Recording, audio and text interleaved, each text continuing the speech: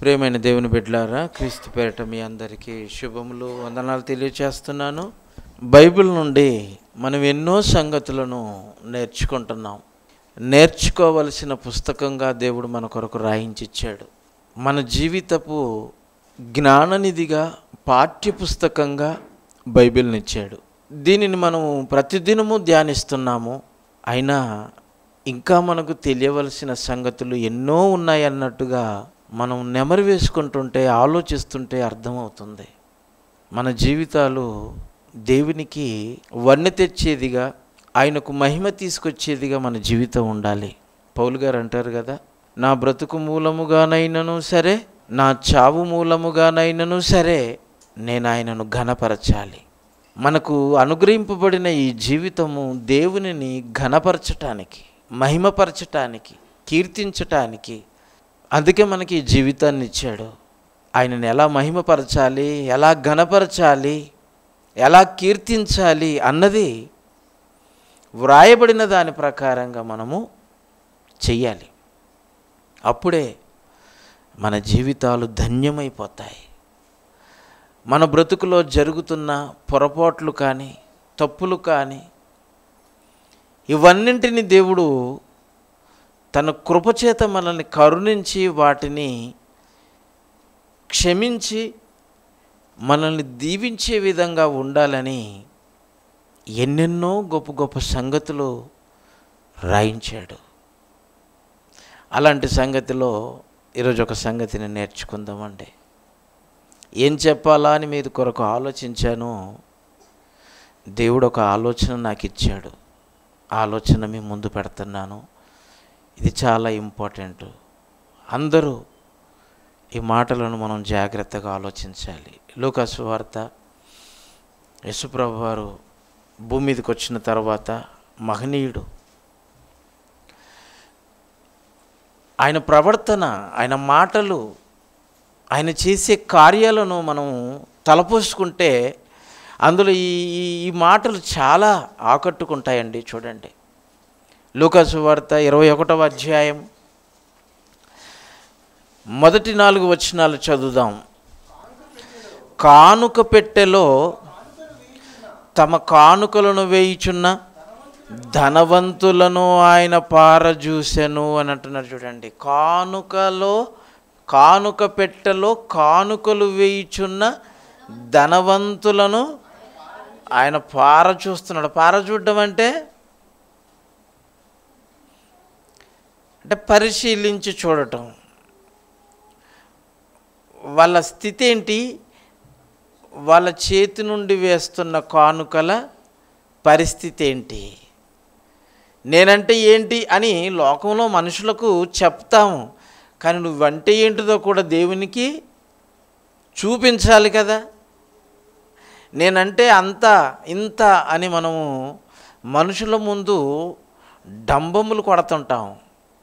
నేనంటే ఏంటనుకుంటున్నావు, అంత తక్కువ అంచనా వేసావా ఏంటి అని మన కొరకు మనం గొప్పలు చెప్పుకుంటాము. మనుషుల ముందు గొప్పలు చెప్పుకుంటే మనిషి వింటాడేమో, కానీ నువ్వెంత గొప్పవాడవో దేవుని ఎదుట చెప్పుకోవాలి. దేవుడు దానిని అంగీకరించాలి. దేవునికి చెప్పుకోగలుగుతారా చెప్పండి? నేనంటే ఏంటనుకుంటున్నావు ప్రభువా అని మనం ఏమైనా చెప్పగలుగుతామా? చెప్పగలగాలి. అందుకే ఈ పాఠం. నువ్వేంటో నీ దేవుని ఎదుట నువ్వు నిరూపించుకునే పరిస్థితి దేవుడు మనకిచ్చాడు. కానుకల పెట్టెలో కానుకలు వేయుచున్న బీదలను పారజూసెను అనలేదు. ధనవంతులను, బాగా డబ్బు ఉన్నవారిని చూసి అంటున్న మాట. శాస్త్రులు, పరిసయ్యులు, ధనవంతులు, ఎంతోమంది పేరు ప్రఖ్యాతులు కలిగిన జనాంగము ఇశ్రాయేలీయులలో ఉన్నారు. అందుకనే అనేక మంది ధనవంతుల గురించి యేసుప్రభు వారు చెప్పాడు. ఇప్పుడు ప్రత్యేకంగా కానుకలు పెట్టె దగ్గర కానుకలు వేయుచున్న ధనవంతులను ఆయన పారజూసెను. అయితే ఒక బీద విధవరాలు 2 కాసులు అందులో వేయిచుండగా చూశాడట. ధనవంతులు వేస్తున్న దానిని చూశాడు. విధవరాలు, బీదలు చాలామంది ఉన్నారు, అందులో విధవరాలు. మళ్ళీ విధవరాళ్ళల్లో కూడా ధనవంతులు ఉన్నారు. విధవరాళ్ళే, భర్త లేడు, డబ్బు లేదా ఏంటి? భర్త లేకపోతే డబ్బు కూడా లేదని అనుకోలేం కదా. భర్తలు లేని ధనవంతులుగా ఉన్న, డబ్బున్న విధవరాళ్ళు ఉన్నారు. కానీ ఈవిడ విధవరాలు. విధవరాలలో విధవరాలు. మన రాష్ట్రంలో మన తెలుగు రాష్ట్రాల్లో, ఇంకే రాష్ట్రంలో లేదండి, ఓన్లీ మన తెలుగు రాష్ట్రాల్లో విధవరాళ్లకు పెన్షన్స్ ఇస్తారండి గవర్నమెంట్. మనం రాజశేఖర్ రెడ్డి ప్రవేశపెట్టాడు. అంతకు మునుపు 200 ఏదో ఇచ్చేవాళ్ళండి, చంద్రబాబు నాయుడు ప్రవేశపెట్టాడు. రైట్, 200 150 రూపాయలు ఇచ్చేవాడు. కానీ దాన్ని ఏకంగా 500కు రాజశేఖర్ రెడ్డి పెంచేశాడు. 100 రూపాయలలో ఏమొస్తుంది, 150 రూపాయలకి ఏమొస్తుంది? నేను వస్తే ప్రతి అవ్వకి, ప్రతి తాతకి 500 రూపాయలు ఇస్తాను అంటని చెప్పగానే అందరూ ఆయనను నమ్మారు. నమ్మిన వారి నమ్మకాన్ని వమ్ము చేయకుండా అందరికీ ఇచ్చాడు. బీదలకు ఇవ్వాలి. కానీ విధవరాలే దేవునికి ఇస్తుంది. ఎంత విచిత్రం చూడండి. ధనవంతులైన వాళ్ళు ఇస్తున్నారు అంటని మెచ్చుకోలేదు. వాళ్ళు ధనవంతులు కనుక ఇస్తున్నారు. ఎంత ఇచ్చారనేది ఫిగర్ చెప్పలేదు చూడండి. ధనవంతులు వేయుచున్న కానుకలను ఆయన చూశాడు. ఆ గుంపులో ఒక విధవరాలు కూడా 2 కాసులట. ఆ 2 కాసులు ఆవిడేమని చెప్పుకుందా ఏంటి, నా దగ్గర 2 కాసులు ఉన్నాయని? ప్రభువుకు అన్నీ తెలుసు. ఆయనకి తెలియని విషయం అంటూ ఏది లేదు. నీ మనసులో ఏమనుకుంటున్నావో ఆ మనసులో ఉన్న ఆ ఆలోచనను తెలుసుకోగలిగిన కెపాసిటీ ప్రభువుకు ఉన్నప్పుడు, ఆవిడ విధవరాలని తెలుసు. ఈ 2 కానుకలు ఇస్తే ఆవిడ దగ్గర మరొక చిల్లి గవ్వ కూడా లేదని తెలుసు. అయినప్పటికీ తన దాతృత్వాన్ని, తన గొప్పతనాన్ని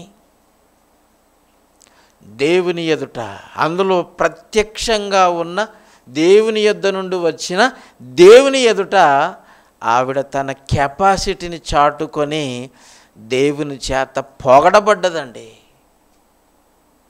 మీకు అర్థమవుతుందా? విధవరాలే, కానీ ఆవిడని ఎందుకు మెన్షన్ చేశాడు?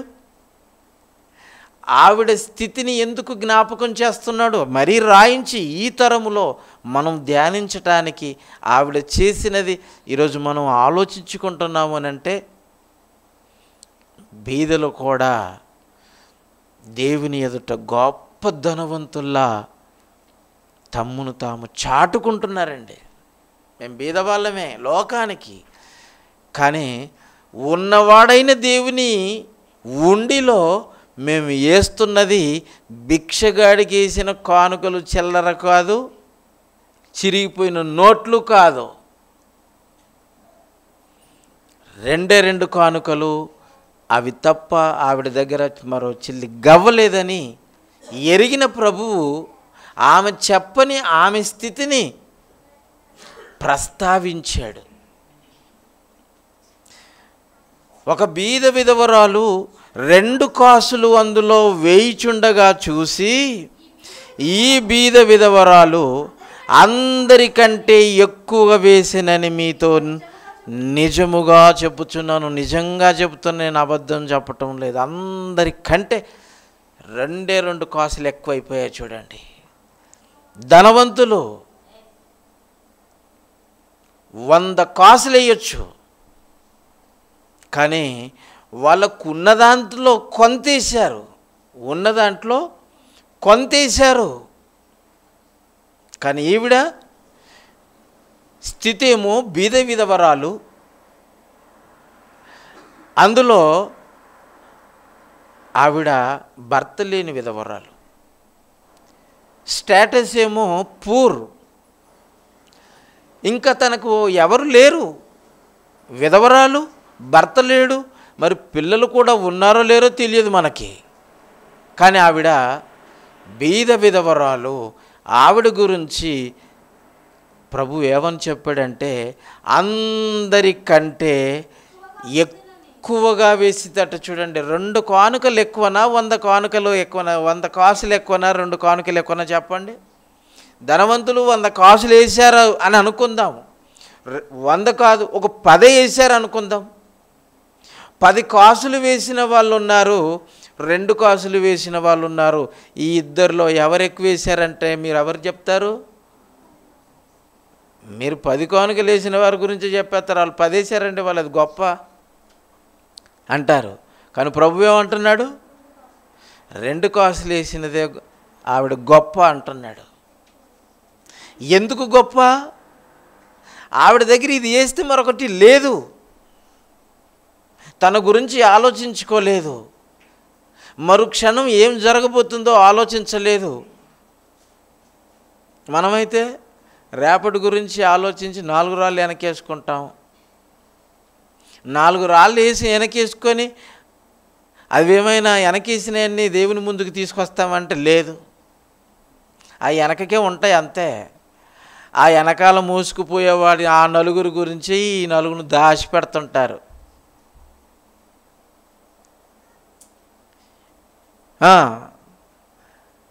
వారందరూ 4వ వచనం, వారందరూ అంటే ముందుగా వేసిన వాళ్ళందరూ తమకు కలిగిన సమృద్ధిలో నుండి కానుకలు వేసిరి, కానీ ఈమె తమ లేమిలో లేని స్థితిలో తనకు కలిగినదంతయు, తన జీవనమంతయు వారితో చెప్పాడట. చూడండి, ఇంతకీ ఎవరితో చెప్తున్నాడు? వచ్చిన వాళ్ళందరితో కాదు, ఎవరితో చెప్తున్నాడు చెప్పండి? అక్కడ స్టేజీ మీద కూర్చున్న శాస్త్రులు పరిశీలతో కాదు, ఎవరితో ఈ మాటలు చెబుతున్నాడో మార్క్స్ వార్త 12వ అధ్యాయం తీయండి. మార్క్స్ వార్త 12వ అధ్యాయం 41వ వచనం నుంచి 44 వరకు చదువుకుందాం. మార్క్స్ వార్త 12వ అధ్యాయము 41 నుంచి 44 వచనాలు. ఆయన కానుక పెట్టె ఎదుట కూర్చుండన్నాడు. ఎక్కడ కూర్చున్నాడు ఇప్పుడు చెప్పండి? కానుకల పెట్టె ఎదుట అంటే ఆయన ముందే కానుకలు పెట్టి ఉంది. నా ముందు కానుకలు పెట్టి ఏం పెట్టలేదు, పక్కకే పెట్టాం. ఎందుకంటే ప్రభు చూస్తాడు కనుక పక్కకెట్టాం. నేను చూసిన సుఖమేముంది, మీరు ఎంత వేసినా అది దేవుడు చూస్తాడు కనుక, మీరు వేసేది కూడా ఆయనకే వేస్తున్నారు కనుక మధ్యన నేను వాడిని లెక్క పెట్టుకొని నా జేబులో నింపుకోవటానికి నాకు అక్కర్లేదు. మీరు వేస్తున్నది ఆయన కోసం, ఆయన చూస్తున్నాడు. అందుకని అంటున్నాడు, ఆయన కానుక పెట్టె ఎదుట కూర్చుండి జనసమూహము ఆ కానుక పెట్టెలో డబ్బులు వేయుట చూచుచుండెను. ముందెందుకు కూర్చున్నాడు? డబ్బులు వేస్తుంటే చూస్తున్నాడట. మరి ఇంకేముంది, మరి వాక్యం లేదు, ఏమి లేదు, వాక్యం అయిపోయింది, చెప్పటం అయిపోయింది. ఆ తర్వాత లాస్ట్లో కదా కానుకలు వేసేది. మనం కూడా ఎప్పుడు వేస్తామండి కానుకలు? స్టార్టింగ్లో వేస్తామా? లేదు కదా. వాక్యం అయిపోవాలి, ఆ తర్వాత ప్రార్థన అయిపోవాలి, తర్వాత కానుకలు ఇచ్చి ఆశీర్వాదం పుచ్చుకొని మనం వెళ్ళిపోవాలి, అది లాస్ట్లో. ఇప్పుడు కానుకలు వేస్తుండగా యేసుప్రభువు వారు చూచుచుండెను. ధనవంతులైన వారు అనేకులు అందులో విశేషముగా సొమ్మేస్తున్నాడు. బాగా వేస్తున్నారు, తప్ప ఇక్కడ చూడండి, బాగా మెచ్చుకుంటున్నాడు. విశేషముగా వేస్తున్నాడు అంటే, విశేషంగా అంటే చెప్పుకోదగ్గదే. మంచి మంచి కానుక వేశారు, వాళ్ళు బాగున్నారు కదా, రైట్, బాగా వేశారు, వెరీ గుడ్ అన్నట్లుంది. చూడండి, ధనవంతులైన వారు అనేకులు అందులో విశేషముగా సొమ్ము వేయుచుండిరి.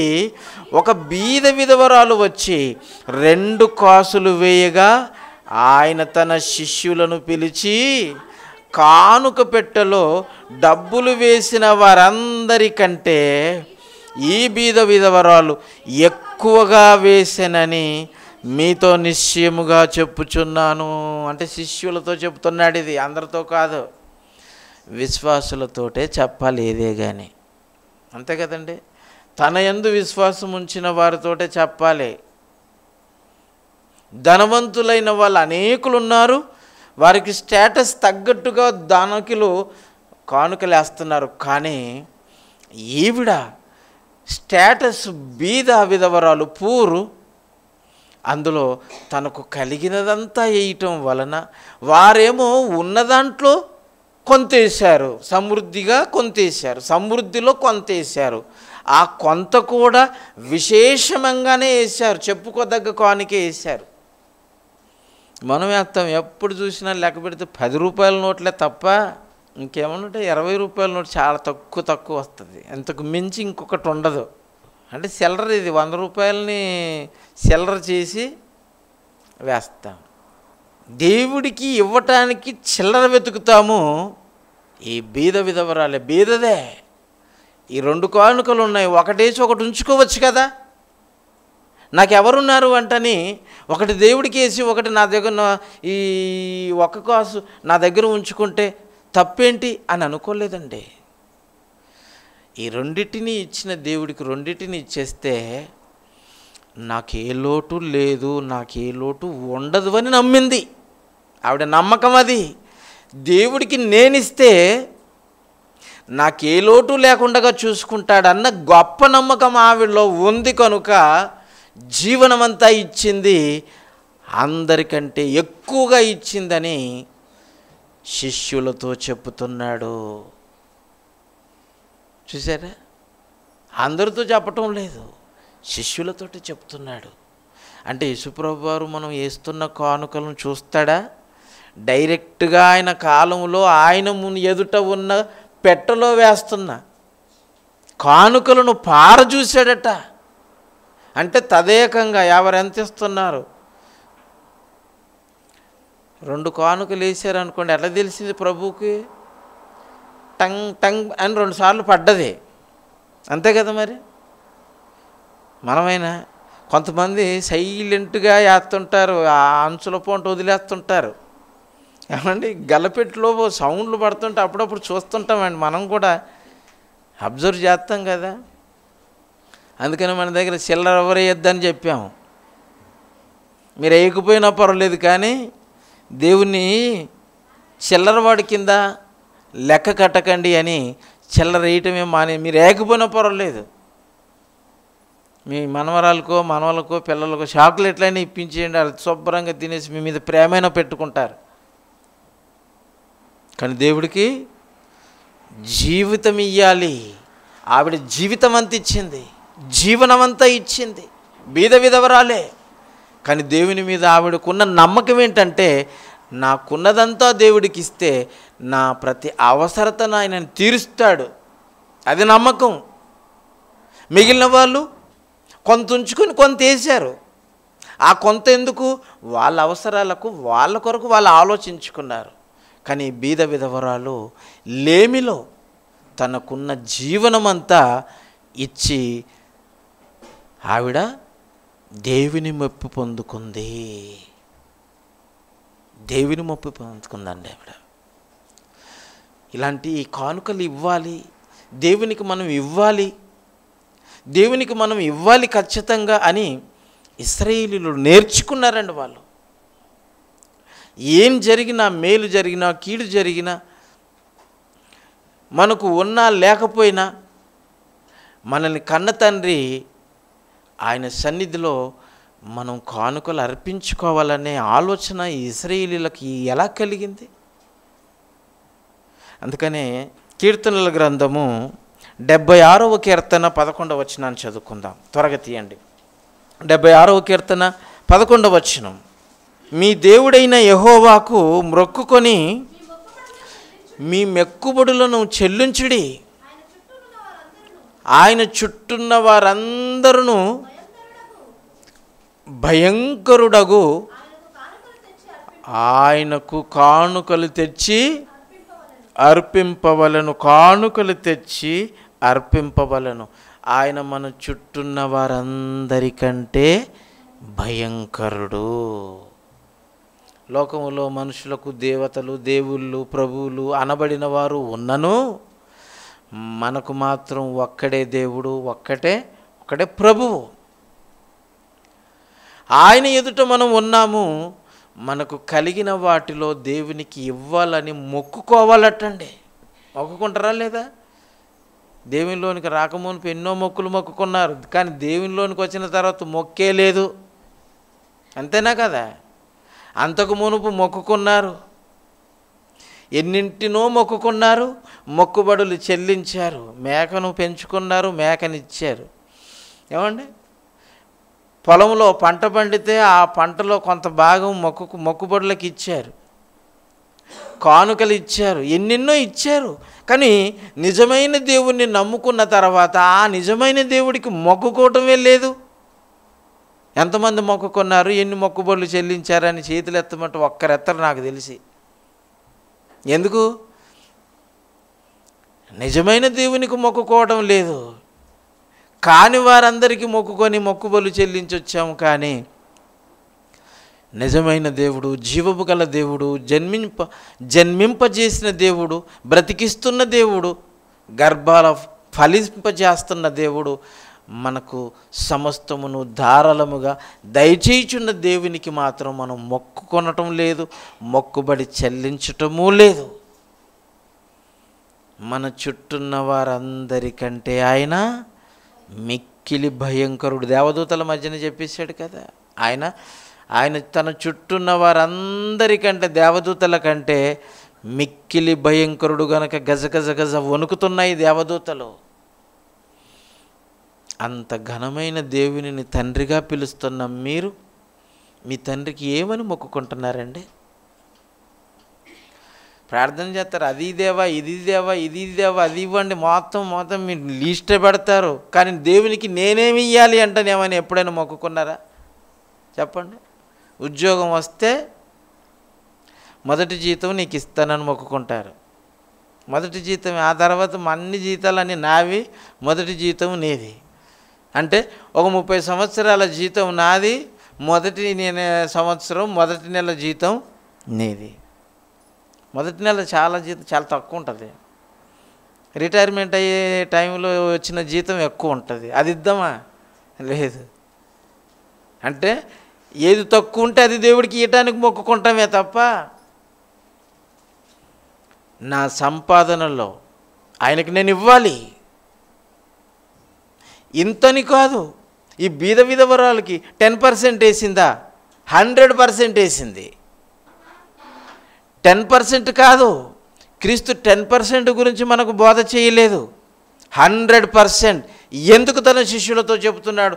మీ పూర్ణ హృదయముతోనూ, మీ పూర్ణాత్మతోనూ, మీ పూర్ణ మనసుతోనూ నీ దేవుడైన ప్రభువును ఆరాధించాలి, ఆయనను ఘనపరచాలి, ఆయనను మహిమపరచాలి.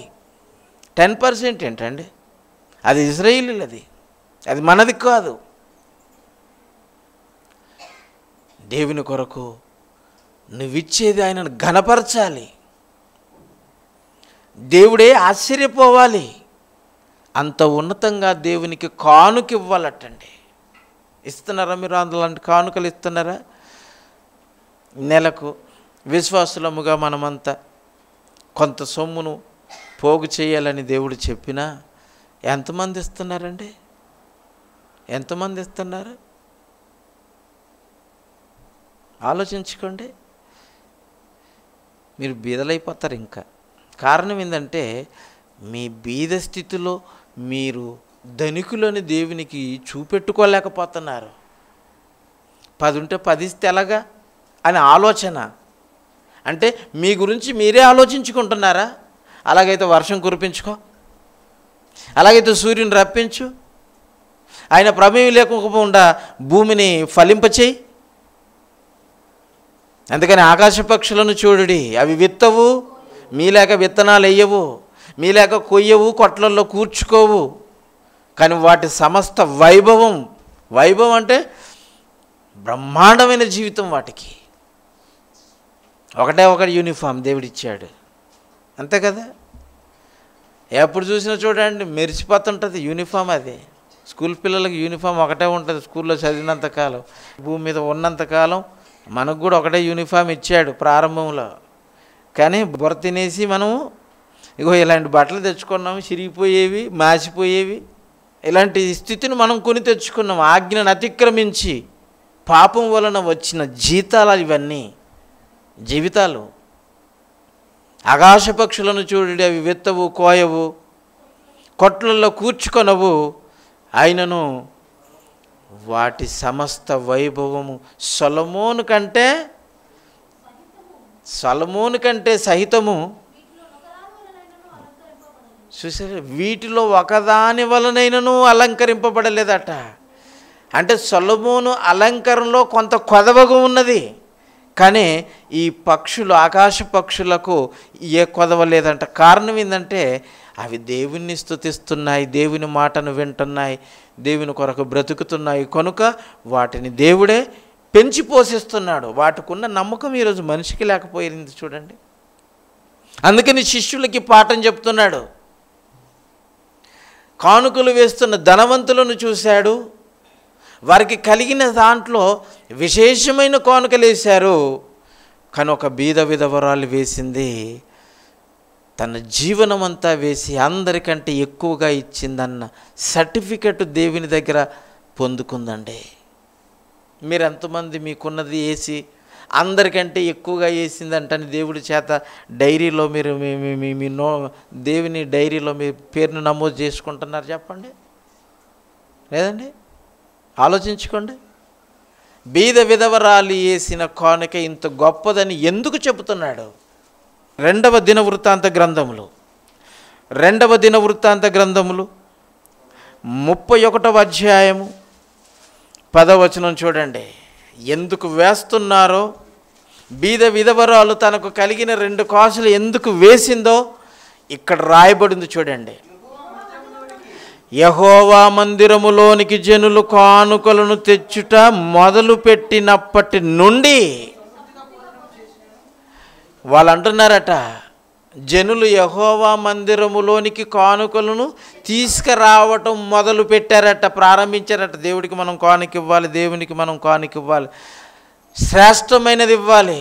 కయీనులా పనికిమాలినది ఇవ్వలేదు, గునుక్కుంటూ సనుక్కుంటూ పనికిరాంది, తనకు పనికిరాంది దేవునికి పనికొస్తుందని. కయీను వేసిన కానుక లాంటిది కాదు. వీళ్ళు కానుకలు వేయటం ప్రారంభించిన నాట నుండి మొదలుకొని మేము సమృద్ధిగా, కడుపు నిండా పొట్టలు పెరిగిపోయేటట్టుగా సమృద్ధిగా తిన్నను, ఇంకా మిగిలిపోతుందట. చూడండి, ఎందుకు ఈ మిగిలిపడి వచ్చింది చెప్పండి?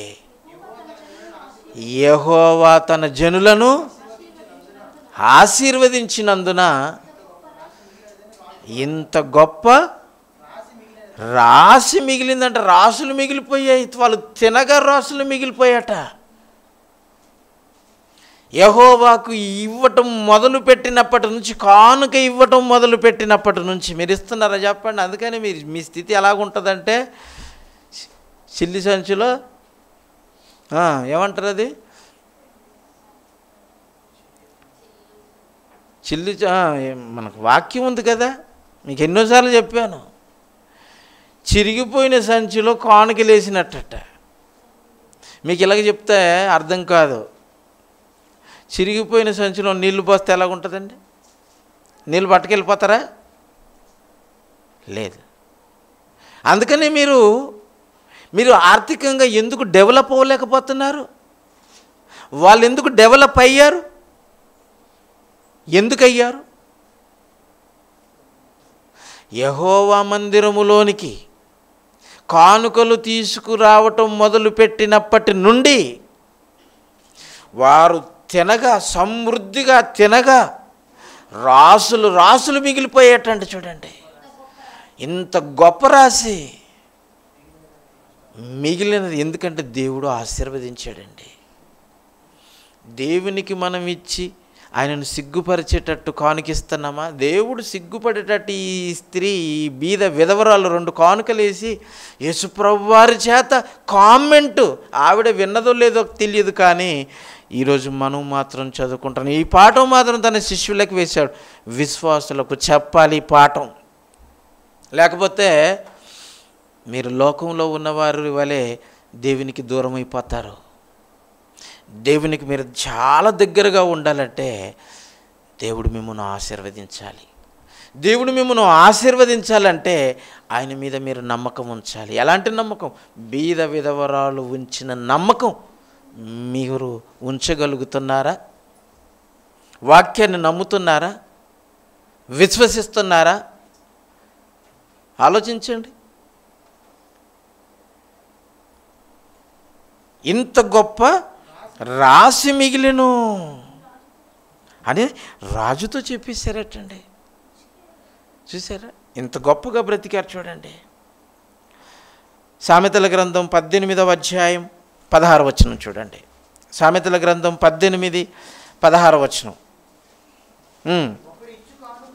ఒకడు ఇచ్చు కానుక వానికి వీలు కలుగ చేయను. నాకు కానుక నా దగ్గర ఉంది, నేను ప్రభుకి ఇవ్వాలి. వీలు కలుగచి నేను ఇవ్వాలి, నాకు ఎలాగో వీలవుతుంది, లేకపోయినా పర్వాలేదు. విధవరాలు లేక ఆలోచించుకోవాలట. ఒకడు తాను ఇచ్చు కానుక తనకు వీలు కలుగ చేయును, అది గొప్పవాని ఎదుటికి వానిని రప్పిస్తుందట. ఎవడండి ఇది ఇంత గొప్ప కానుకేసిందంటని గొప్పవారి ఎదుటికి వానిని తీసుకొని వస్తుందంట. ఇంత గొప్ప ధనవంతులు వేసిన కానుక గురించి మాట్లాడలేదు, కానీ ఆ విశేషమైన కానుకలు వేసిన వారి ఎదుట యేసుప్రభు వారు తన శిష్యులతో ఈ బీద విధవరాలు అందరికంటే ఎక్కువగా వేసిందని గొప్పవారి ఎదుట ఆవిడను ప్రశంసిస్తున్నాడు. దేవుడు పరలోకంలో ఎంత గొప్పగా ఆనందిస్తాడండి. బీద విధవరాలు లేమిలో ఉన్నదంతా నాకిచ్చింది.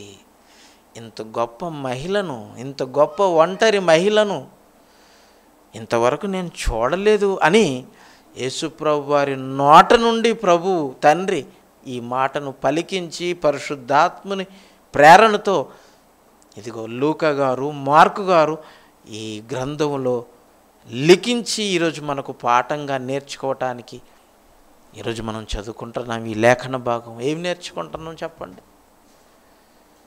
ఇవ్వగలుగుతున్నామా?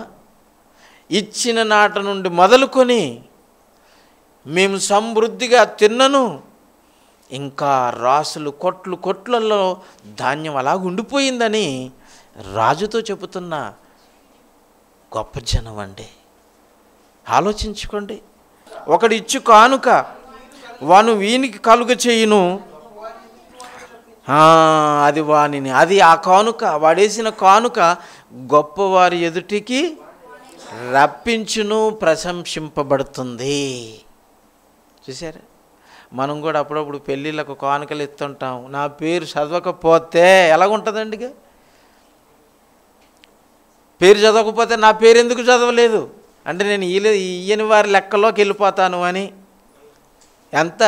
10 రూపాయలు కానుక. మా చిన్నతనంలో రూపాయి పెళ్ళికి వెళ్ళిపోతే రూపాయి కానుక చదివించేవారండి. నా చిన్నతనంలో 1వ తరగతి 2వ తరగతికి నేను చదువుకుంటున్నప్పుడు ఒకే ₹1 అండి కానుక ఇచ్చేవాళ్ళండి. చూసారా? ఆలోచించుకోండి. దేవునికి మనం కానుక ఇవ్వాలి. దేవునికి ఇవ్వాలి. పూర్ణ మనసుతో, పూర్ణ ఆత్మతో ఆయనను మనం మహిమపరచాలి, ఘనపరచాలి, కీర్తించాలి. అందుకనే ఒకని కానుక వానిని వీలు కలుగ చేస్తుంది వేయటానికి, అది గొప్పవాని ఎదుటికి వాని రప్పిస్తుంది. నువ్వు వేసిన కానుక నీ స్టేటస్ను అందరి ఎదుట పొగిడేటట్టు చేస్తుంది. 21వ అధ్యాయం ఇదే సామెతల గ్రంథం 21:14. చాటున ఇచ్చిన బహుమానము కోపమును చల్లార్చును, ఒడిలో ఉంచబడిన కానుక మహాక్రోధమును శాంతిపరచునట్టు. చూడండి, ఈ కానుకలు, ఈ బహుమానాలు ఇచ్చే వాటి యొక్క పరంపర, వాటి పరమార్థాన్ని చెప్తున్నాడు. చాటున ఇచ్చిన బహుమానం అట కోపాన్ని చల్లారుస్తుందట. బహుమానానికి ఉన్న బలం. ఒక చాటు నా పేరు చెప్పకండి బాబు అంటని పేరు చెప్పకుండా ఇస్తుంటారు కొంతమంది, అవునా కదా? చాటునిచ్చే బహుమానం, కానుక, గిఫ్ట్. బహుమానం అంటే గిఫ్ట్, కానుక. అది నా పేరు చదవకుండా ఇవ్వండి అని అంటుంటారు, మంచిదే. కానీ అది దేవుడు చూస్తున్నాడు ఆ కానుక. నేను పేరు చదవకపోయినా కొంతమంది అప్పుడు మనకు కూడా కానుకలు ఇచ్చేవాళ్ళు ఎవరెవరు ఎంతెంత ఇస్తున్నారో మనం అనౌన్స్మెంట్ చేస్తున్నాం కదా. కొంతమంది పేరు చెప్పవద్దంటని, ఇదిగో కానుక ఇంత ఇచ్చారు పలానా సేవకుడికి, లేదైనా జరగబోయే సేవ కొరకు నా కుటుంబం తరఫున ఇంత కానుకిస్తున్నాను, నా పేరు మాత్రం చదవద్దు అని చెప్పటం మనం వింటున్నాం కదా. అది చాటున ఇచ్చు బహుమానము కోపాన్ని చల్లారుస్తుందట. చూడండి, దేవుని కోపాన్ని చల్లార్చేది. నీ శత్రువుల కోపానికి, నీ శత్రువులు కూడా చాటు నుంచి ఒక బహుమానం పంపించండి బాబు, మొత్తం కోపం అంతా చల్లారిపోద్దట. ఎవరిచ్చారండి ఇంత మంచి కానుక? నీ పేరు తెలవక మునుపు మాత్రం బాగానే పొగుడతాడు, బాగుంది బాగుంది అంటాడు. పొరపాటున నీవిచ్చావన్న సంగతి తెలిస్తే కొంతసేపు మనసులో, ఎందుకంటే కానుక అనేటువంటిది కమ్మగొట్టేస్తుంది. నీకు అర్థమైందా? కానుక చూస్తే మనసు కరిగిపోతుంది. ఎందుకంటే కానుక మీద మనసు ఉంటుంది. అప్పుడు మనిషి మీద ఉన్న కోపము చెదిరిపోతుంది, చల్లారిపోతుంది అట. దేవుని మాట తప్పు కాదు ఇది. చాటున ఇచ్చు బహుమానము శత్రువు మీద ఉన్న కోపాన్ని చల్లారుస్తుంది. శత్రువు కోపాన్ని చల్లారుస్తుందట. ఒడిలో ఉంచబడిన కానుక మహాక్రోధాన్ని శాంతపరుస్తుందండి. ఎంత గొప్ప కోపం అది! మహాకోపమైన చిన్న కోపమైన కోపమే. ఒడిలో ఉంచబడిన కానుక అంటే ఎదురుగా ఇదిగో కానుక తీసుకోండి అని ఇచ్చారనుకోండి, ఎంత క్రోధం ఉన్నా, ఎంత గొప్ప కోపం ఉన్నా అది శాంతపరచబడుతుంటే కానుకకున్న కెపాసిటీ అది. అందుకని కానుకలు ఇవ్వటం మొదలెట్టండి. ఇక ఇస్తారా? లేకపోతే మీకు కోపాలు అలాగే ఉంటాయి. మీరు ఎక్కడున్నారు, ఎక్కడేసిన గొంగడ అక్కడే ఉంటుంది. అందుకనే నాకు ఇచ్చి చూడండి, మీకు సమృద్ధి కలుగుతుంది అంటున్నాడు. అనుభవించిన వాళ్ళు చెప్పారు, మేము యెహోవా మందిరములోనికి కానుకలు ఇవ్వటం ప్రారంభించిన నాటి నుండి మేము తిన్నను సమృద్ధిగా కొట్లు ధాన్యం ఉండిపోయింది అని విట్నెస్ ఇచ్చారు. ఇది దేవుని ఆశీర్వాదం, దేవుని ఆశీర్వాదం. ఊరక ప్రార్థన చేసి దేవుని ఆశీర్వాదం కొట్టేయాలని చూస్తున్నారంటే మీరు ఎంత తెలివైన వాళ్ళో దేవుడికి తెలిసిపోతుంది. అంతే కదా. మీరు దేవా నాకు అన్నీ ఇచ్చేయని అంటావు, నువ్వేమి ఇవ్వకుండా ఒకవేళ ఆయన ఇచ్చాడు అనుకోండి, ఇస్తావా? ఏంటిది ఇచ్చిన దాంట్లోనైనా సగం పావలని ఇస్తావా? అందులో 10 తీసుకొని వచ్చేస్తావు, అది చిరిగిపోతాయి. చూసారా?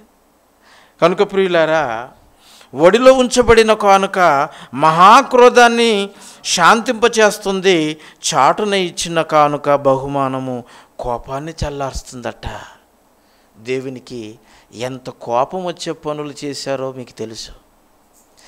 దేవుని మహాక్రోధం మీ మీద ఉందని తెలుసు. ఆ క్రోధాన్ని, ఆ కోపాన్ని చల్లార్చటానికి దేవుడు ఒక చక్కటి తన కార్యముల నిమిత్తము, తాను తలపెట్టిన భవిష్యత్తు ప్రణాళికల నిమిత్తము మీరు ఆ కానుకలను తీసుకొని వచ్చి దేవునిని మహిమపరిచి దేవుని వలన ఆ కోపాన్ని, క్రోధాన్ని చల్లార్చుకునేటట్లుగా చేస్తున్నారా? ఆలోచించుకోండి. యేసుప్రభు వారు పుట్టారు. యేసుప్రభు వారు పుట్టిన తర్వాత ఏం జరిగింది? జ్ఞానులు వచ్చారా? వచ్చారు. ఏం తెచ్చారు? కానుకలు తెచ్చారని చదవండి. అది మత్తయి సువార్త 2వ అధ్యాయం 11వ వచనం. వచ్చారు మహాజ్ఞానులు, పేరుకు తగ్గట్టు వచ్చారు. వాళ్ళు జ్ఞానులు. మీరంతా అజ్ఞానులు కాదు. వాక్యము ఎవరికి వచ్చినో వారే మీరు దైవాలు. మరి దేవునికి ఎలాంటివి ఇవ్వాలి? శ్రేష్టమైంది కాదు, తమకు కలిగిన వాటిలో విశేషమైన కానుకేసిన వారు ధనవంతులైతే బీద విధవరాలు జీవనం ఇచ్చింది చూడండి. అది గ్రేట్ అంటున్నాడు. అది మనం అలవాటు చేసుకోవాలంటున్నాడు. అందుకే ఈ పాఠాన్ని ప్రభు తన శిష్యులకు చెప్పి రాయించాడు వారి చేత. ఈరోజు మనము స్మరించుకుంటున్నాము. ఆ కానుకల యొక్క పరమార్థం ఏంటో మనం తెలుసుకుంటున్నాం. చదవండి. తమ పెట్టెలు విప్పారట చూడండి బాబు. పెట్టెలు విప్పారంటే చిన్న పెట్టె కాదు అది. పెట్టెలు పెట్టెలు పెట్టెలు బంగారం పెట్టెలు తెచ్చారు. బంగారము పెట్టెలు తెచ్చారు, సాంబ్రాణి పెట్టెలు తెచ్చారు, బోలము తెచ్చారు. ఇవి తీసుకురాగానే మళ్ళీ కానుకలు. చూసారా? మరి మీరేమెత్తారు? మీరు ఏమైనా ఇవ్వగలిగే స్థితిలో ఉన్నారా? మేమేమి ఇవ్వలేమని పాట పాడేస్తారు. ఒక పాట మాత్రం కానుకలేసేటప్పుడు పాడతారు, నావన్నీ అంగీకరించుము దేవా అని అంటారు. ఏమి తీసుకొచ్చావు? అన్నీ వెనకాల పెట్టేసి వచ్చావు, సెల్లరు మాత్రం తెచ్చావు జేబులో. నావన్నీ అంగీకరించమంటే నీ ఇల్లు ఇవ్వాలి, నీ పొలం ఇవ్వాలి, ఇంట్లో ఉన్న నీ మెడ మీద ఉన్నవన్నీ ఇచ్చేయాలి. అప్పుడు ఈ పాట పాడితే అర్థం ఉంటుంది. నావన్నీ అంగీకరించుము ప్రభు అంటే అన్నీ ఇచ్చినట్టే. ఏం కమ్మగొట్టేస్తారండి దేవుణ్ణి? ఏమండి ఈ చేతులు తీసుకొచ్చి ఇవన్నీ ఇవేనా? ఏమండి ఆలోచించండి. అన్నీ ఇవ్వాలి. బీద విధవరాలులా అన్నీ సమస్తమును ఇచ్చినట్టుగా ఇచ్చేవారికి ఆ పాట వర్తిస్తుంది తప్ప ఎంతో కొంత తీసుకొని వచ్చేసి నావన్నీ అంగీకరించుము అని పాట పాడితే సుఖం లేదండి. పెట్టెలు విప్పి బంగారము, బోలము, సాంబ్రాణి, కానుకలు ఆయనకు సమర్పించారండి. ఏం బాలుడికి అవసరమా చెప్పండి? అవసరమా? పుల్ని తెమ్మని చెప్పాడా? జ్ఞానులకి ఏమైనా ముందు చాటించాడా? ప్రభు సన్నిధికి వెళితే మనకున్నదంతా ఆయన సన్నిధిలో పెట్టాలి. మనకున్నదంతా ఆయన సన్నిధిలో పెట్టాలి. అలవాటు చేసుకున్నారు వాళ్ళు. అందుకని వాళ్ళు ఆశీర్వదింపబడ్డారు. మనం కూడా దేవుని సన్నిధికి మన సమస్తాన్ని ఆయనకు అర్పించి ఆయన చేతుల్లో, ఆయన బలమైన చేతుల కింద మనం ఉంటే మనల్ని మించిన ధనవంతుడు, మనల్ని మించిన అదృష్టవంతుడు, మనల్ని మించిన భాగ్యవంతుడు మరి ఇంకొకరు ఉండరండి. అది ప్రభు మీద నమ్మకం ఉంచి అలాగూ చేయువారు తప్ప ఇంకెవరు ఆ గొప్పతనానికి కానీ ఆ ధన్యతకు కానీ అర్హులు మరొకరు కారు. ఆలోచించండి. చివరిగా మాట చదువుకుందాం, ఇంకేం చేస్తుందో. ఆదికాండము 32వ అధ్యాయము 13వ వచనం చూడండి. ఆదికాండము 32వ అధ్యాయము 13వ వచనం.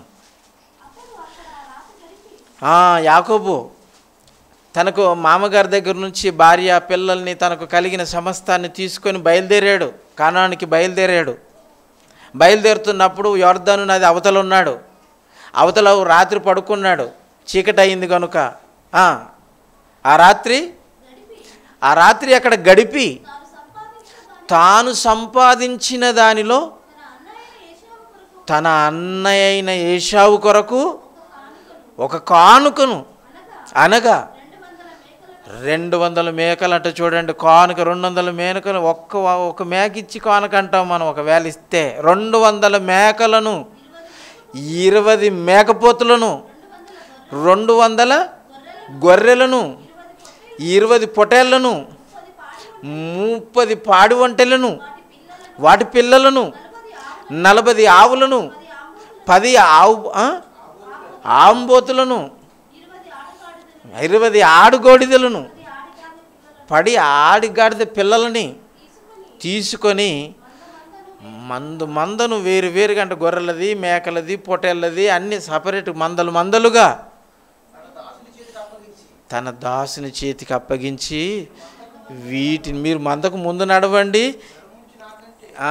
మా అన్నయ్యకి తీసుకెళ్ళిపోయి ఇచ్చేయండి బాబు. ఎందుకంటే నేను మా అన్నయ్య దగ్గర నుంచి ఆశీర్వాదం కొట్టేసి వెళ్ళొచ్చాను కదా, ఇప్పటి వరకు నా మీద ఆయనకు పీకల దాకా కోపం ఉంది. ఆ కోపాన్ని చల్లార్చడానికి బహు క్రోధంగా ఉన్నాడు. అప్పుడు చంపేస్తానన్నాడు, దొరికితే చంపేసేవాడే, కానీ తల్లి తప్పించేసింది. సంవత్సరాల కొద్దీ పాపం కోపం అతనిలో సుఖ నివాసం చేసింది కనుక చంపేస్తాడు మా అన్నయ్య కళ్ళ ఎదుటికి నేను వెళ్ళిపోతే. అందుకని కోపాన్ని చల్లార్చడానికి కానుకలు 200 మేకలు, 200 ఆడుగాడిదలు, పిల్లలు, ఏటండి ఇవన్నీ కానుకలు. ఇదిగో తన దాసులకు ఇచ్చి వీటిని మీరు తోలుకొని మా అన్నయ్య దగ్గరికి వెళ్ళిపోండి. 18వ వచనం చూడండి, 18, 19. ఇవి నీ సేవకుడైన యాకోబువి, ఇవి నా ప్రభువైన ఏశావు కొరకు పంపబడిన కానుక. అదిగో అతడు నా వెనక వచ్చుచున్నాడని చెప్పమని ఆజ్ఞాపించండి. తన దాసులకు చెప్పాడండి, ఇదిగో మా యజమానుడు వస్తున్నాడు, మీ కొరకు ఇదిగో ఈ కానుకలు ఇచ్చాడు అని ఏశావుతో చెప్పమని మమ్మల్ని మీ ఎదుటకు పంపించాడు అంటని చెప్పడం జరిగింది. చూడండి 33వ అధ్యాయం 10-11 వచనాలు చూడండి. అప్పుడు యాకోబు, అట్లు కాదు అంటే అన్నయ్య ఈ కానుకలను చూసి కోపం చచ్చిపోయిందండి. ముందుగా పిల్లల్ని పెట్టాడండి, ఆ వెనకాల ఈ గొడ్లు గోదలు ఇవన్నీ పెట్టేశాడండి. తన పిల్లలందరినీ ముందు పెట్టేసి పెదనాన్నకి పిల్లల్ని ముందు పంపించేస్తే ఈ చంటి పిల్లలను చూసేసేసరికి ఎవర్రా ఈ గుంటలంతా అని ఆనందపడ్డాడు. ఈ పిల్లలను చూస్తే పెదనాన్న అన్నసరికి పెదనాన్న అంటున్నారేటి, పెదనాన్నే కదా మరి ఏశావు. పిల్లలందరూ వెళ్ళిపోయి కాళ్ళు చేతులు, ఎందుకంటే చేతులు పట్టేసుకుంటారు కదా పిల్లలు, వాళ్ళని దగ్గరకు వస్తుంటేనే చూస్తే మన కోపం చచ్చిపోతుందండి. పసిపిల్లలను చూస్తే అందుకని కోపంలో ఉండవండి. కానుకలను పంపించండి, పిల్లలైనా ముందెట్టండి, లేకపోతే మీరు బలైపోతారు. చాలాసార్లు చెప్పాను ఈ మాట. ఏమండి, అయితే పిల్లల్ని పంపించాడు, కానుకలను పంపించాడు. పిల్లల్ని చూడగానే కోపం చచ్చిపోయింది. ఇక నాకు ఈ కానుకలు ఎందుకు తమ్ముడు అని అంటున్నాడు. అదే 10వ వచనం, నీ కటాక్షము నా మీద ఉన్న ఎడల చిత్తగించి నా చేత ఈ కానుక పుచ్చుకొనుము, దేవుని ముఖం చూచినట్లు నీ ముఖం చూస్తాను. అమ్మాయ అంటే ఇప్పుడు ఏశావు ముఖంలో ఎవరి ముఖం చూస్తున్నాడు? దేవుని ముఖం చూస్తున్నాడు. అంతకు మునుపు ఎవరి ముఖం చూశాడు? సాతాను ముఖం చూశాడు. ఎందుకంటే క్రోధం, చంపాలన్న కసితో ఉన్న అన్నయ్య ముఖంలో కళ ఆ రోజు ఎలాగుందో ఇప్పుడు కానుక పుచ్చుకున్న తర్వాత అమ్మయ్య అన్నయ్య నీలో నా ప్రభువును చూస్తున్నాను, దేవుని చూసినట్టుగా ఉంది, నీ ముఖం కలకల్లాడిపోతుంది. భుజాన పడి ఏమండి కౌగిలించుకొని ఏడ్చి ముద్దు పెట్టుకున్నాడండి తమ్ముణ్ణి ఏశావు. ఆ తర్వాత ఇదిగో నా దగ్గరికి వచ్చావు చాలు, నీ కానుక నువ్వే తీసేసుకో, ఇదిగో ఈ ప్రాంతం అంతా అనేది నువ్వు ఇక్కడ ఉండు అని ఆ భూభాగం అంతా కొంత భూభాగం యాకోబుకి ఇచ్చాడండి. కోపం చచ్చిపోయిందండి. కానుక ఏం చేస్తుంది? క్రోధాన్ని చల్లారుస్తుంది, కోపాన్ని ఆర్పుతుంది, దేవుని మనసును గెలుస్తుంది, దేవుని చేత దీవెనలు తెప్పిస్తాయి, సమృద్ధిగా దీవింపబడతావు, కడుపు నిండా తిన్నా ఇంకా కొట్లలో నింపబడుతుంది. చూసారా? అదండి కానుకల పరమార్థం. ఇక మరొక సందర్భాన్ని మీకు చూపిస్తాను చూడండి. యాకోబే ఇశ్రాయేలే. ఏమండి, ఐగుప్తు దేశంలో యోసేపు ఉన్నాడు. యోసేపు ఐగుప్తు దేశంలో కోశాధికారిగా ఉన్నాడు, ధాన్యాన్ని పంచేవాడుగా ఉన్నాడు కరువు కాలంలో. ఈ తండ్రి యొద్ద నుంచి ధాన్యము తెమ్మని మరి ధాన్యము తీసుకురండి అంటని తండ్రి యొద్ద సెలవు పుచ్చుకొని 12 మంది ఈ పిల్లలందరూ వెళ్ళిపోయారు. యాకోబు పిల్లలు మరి ఐగుప్తు దేశంలో ధాన్యం తీసుకొని రావడానికి వెళ్ళారు కలువు కాలంలో. కానీ వాళ్ళని చూడగానే యోసేపు అన్నలను గుర్తుపట్టి జాగ్రత్తగా మేనేజ్ చేశాడు. వాళ్ళు ఎవరో కనుక్కున్నాడు, చూసి వాళ్ళని మొహాలు చూడగానే గుర్తుపట్టాడండి. ఆనందపడ్డాడు. తండ్రి సమాచారం, తమ్ముడి సమాచారాన్ని చూసుకున్న తర్వాత చాలా సంతోషపడ్డాడు. చాటును పోయి ఏడ్చేశాడండి. తండ్రి తమ్ముడు ప్రాణాలతో ఉన్నారన్న వార్త వినగానే చాటున వెళ్ళి ఏడ్చాడు. అవి మామూలు ఏడుపు కాదు, ఆనంద బాష్పాలు అంటారు దాన్ని. ఆ తర్వాత వాళ్ళను తన యుద్ధకు నడిపించాలని అంటే ప్లాన్ వేసాడు, ఏడ్చుతూ కూడా ఒక ప్లాన్ వేసాడు. ఆ తర్వాత వాళ్ళకు ధాన్యం ఇచ్చి పంపించాడు. ఆ ధాన్యములో వెండి పళ్ళాలు వేసాడండి. జాగ్రత్తగా ప్లాన్ వేసి వెండి పళ్ళాలు వేసాడు. ఆ తర్వాత వెళ్ళిపోయారు. వెళ్ళిపోయిన తర్వాత మధ్యలో మళ్ళీ కొంతమంది తన వారిని పిలిపించి ఇచ్చాడు. ఆ తర్వాత మళ్ళీ ఒక ట్రిప్ వచ్చారు. ఈ సెకండ్ ట్రిప్పు తన తమ్ముని తండ్రిని తన యుద్ధకు పిలిపించుకోవటం కోసం మాస్టర్ ప్లాన్ వేసి తర్వాత వెండి పళ్ళాలు కాకుండా కానుక ఏదో పెట్టాడు. అవి తీసుకుని వెళ్ళిపోయారు. మొదటిసారి వచ్చినప్పుడే పీకల మీద కత్తి పెట్టినంత కోపం అయ్యాడు. మళ్ళీ ధాన్యం తీసుకొచ్చినప్పుడు ఈ గోనె సంచులలో ఇది ఇవి ఉన్నాయి అంటని, నాయన ఐగుప్తు రాజు మిమ్మల్ని బతకనివ్వడు అని యోసేపు ఆలోచించి ఈ కానుకల్లో ఒక రాజు కోపం చల్లార్చడానికి ఏం చేశాడో మరి ఆదికాండము 43వ అధ్యాయము 8వ వచనం చూడండి. యూదా తన తండ్రి అయిన ఇశ్రాయేలును చూసి, ఆ చిన్నవాడిని అంటే బెన్యమీను యోసేపు చనిపోయాడన్న వార్త విన్న తర్వాతకి ఈ చిన్నవాడిని మాత్రం ఎక్కడికి పంపలేదు, తన దగ్గరే ఉంచుకున్నాడు. ఆ చిన్నవాణిని మాత్రం యోసేపు నా యుద్ధకు తీసుకురండి అంటని చెప్పాడు, లేకపోతే మిమ్మల్ని ప్రాణాలతో ఉంచనని కొంతమందిని అక్కడ పెట్టాడు. యూదాను పంపించాడు. యూదా వచ్చాడు తండ్రి దగ్గరికి, నాయన ఈ తమ్ముడిని మాత్రం అక్కడికి తీసుకెళ్ళిపోకపోతే అక్కడ అందరూ చచ్చిపోతారు, నేను చచ్చిపోతాను, మనలో ఎవరు బ్రతకరు, కనుక నా మీద నమ్మకం ఉంచి ఈ చిన్నవాడిని నాతో ఉంచి నాతో పంపించు, మనం అందరము బ్రతుకుతాము, ఈ చిన్నవాడు బ్రతికున్నాడో లేదో ఆయనకి ఎందుకో కావాలట అని చెప్పినప్పుడు అప్పుడు రాజుకోపం చల్లార్చడానికి ఏమంటున్నాడు చూడండి. మేము లేచి వెళుదుము, అప్పుడు మేమే కాదు నీవును మా పిల్లలను చావక ఉండగా బ్రతుకుతాము, ఎందుకంటే లేకపోతే చంపేస్తాడు, అంత కోపం ఉంది మన మీద. ఈ చిన్నవాడిని మాత్రం పంపకపోతే నేను బ్రతకను, మనలో ఎవరు బ్రతకరు, మా పిల్లలు కూడా బ్రతకరు అని తండ్రికితో చెప్పాడు. అప్పుడు తండ్రి కుమారునితో, నేను అతని గురించి పోటపడదును, అతని గురించి నన్నే అడుగు, ఒకవేళ ఈ బెన్యామీను నీ యొద్దకు తిరిగి తీసుకొని రాకపోతే నీ ఎదుట నిలవబెట్టని ఎడల ఆ నింద నా మీద ఎల్లప్పుడూ ఉంటుందట. చూడండి, తమ్ముని తీసుకెళ్ళిపోయి చంపేసిన నింద యూదా మీద ఖచ్చితంగా ఉంటుంది, ఆ నింద నా మీద ఉంటుంది అని తండ్రితో ఒట్టు పెట్టుకొని కుమారుని తీసుకొని వెళ్ళిపోయాడు. అప్పుడు యాకోబు అంటున్నాడు చూడండి 3వ వచనం, వాడి తండ్రి అయిన ఇశ్రాయేలు వారితో, అట్లయినా ఇలాగ చెయ్యండి. ఇప్పుడు మనం బ్రతుకుతున్న ఈ దేశంలో, ఈ కనాను దేశంలో ప్రసిద్ధమైనవి ఏంటంటే కొంచెము మస్తకిని, కొంచెము తేనె, పాలు తేనె ప్రవహించే దేశం కదండి అది కనాను దేశం అంటే. ప్రసిద్ధమైన వస్తువులు అవి, కొంచెము మస్తకి, కొంచెము తేనె, సుగంధ ద్రవ్యములు, బోలము, ఏం కాయలు, పిస్తా కాయలు తెలుసు కదండి. పిస్తా హోటల్స్లో చూస్తున్నారు, అందులో పిస్తా వేస్తుంటారు. పిస్తా ఏమంటాం వాటిని, పప్పు గింజలు లేకుండా చూడండి, వాటిని షెల్లు లేక తీయగానే చక్కగా పిస్తా అంటాం వాటిని. డ్రై ఫ్రూట్స్ లాకుంటాయి అవి చాలా కాస్ట్లీవి, ప్రసిద్ధమైనవి ఆ ప్రదేశంలో.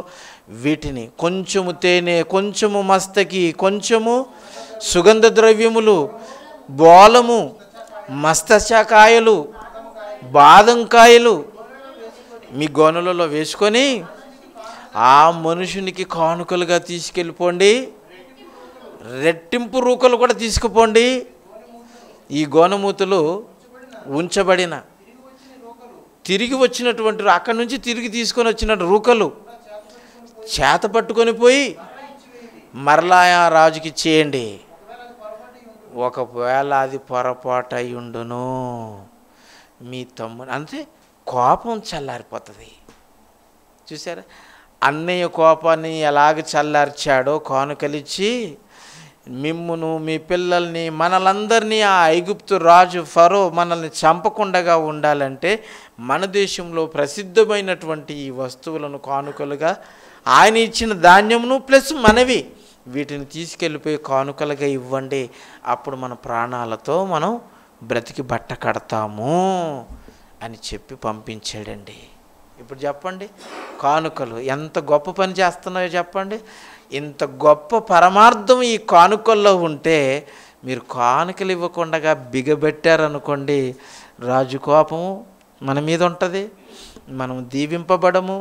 ఆ తర్వాత మన సంపాదన అంతా చిల్లి సంచులో వేసిన లాంటివి ఉంటుంది. ఆ తర్వాత రోగాలు, నొప్పులు, బాధలు అన్నీ కటిక బీదరికంలో కూరుకుపోతాము. కనుక యేసుప్రభు తన శిష్యులతో ఈ కానుకలు వేసిన ధనవంతులను చూపించాడు. అందులో వేసిన బీద విధవరాలు 2 కానుకలు కూడా వేసి, ఇది నా తండ్రి చూస్తున్నాడు, మీరు నా తండ్రికి ఎంత గొప్పగా కానుక వేస్తున్నారు అని చెప్పటానికి. అర్థమైందా? ఎంతమందికి అర్థమైందో? చేతులు ఎత్తండి. Very good. అయితే ఇక కానుక కాసులు దేవునికి సమృద్ధిగా వేస్తారు అని నాకు అర్థమైపోయింది. వేసినా దేవుడు చూస్తాడు, బిగబెట్టినా దేవుడు చూస్తాడు. కనుక దేవుడు మిమ్మును మీ కుటుంబాన్ని దీవించి ఆశీర్వదించును గాక.